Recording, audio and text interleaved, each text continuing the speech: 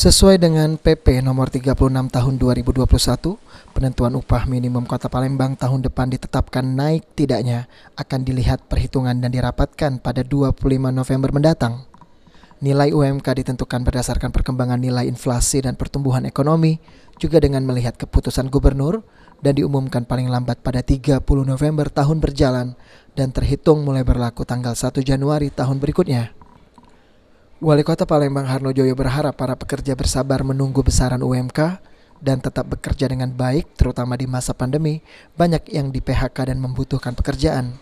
Dan sukses, kami sampaikan bahwa harus bekerja itu yang pertama dengan ikhlas, dengan ikhlasan bahwa kita tidak akan merasa ngeluh, tidak akan merasa capek kita bekerja.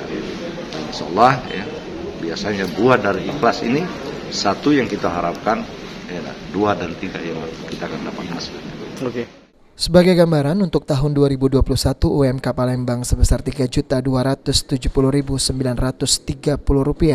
Angka ini mengalami kenaikan dari tahun sebelumnya. Aprianto, PAL TV.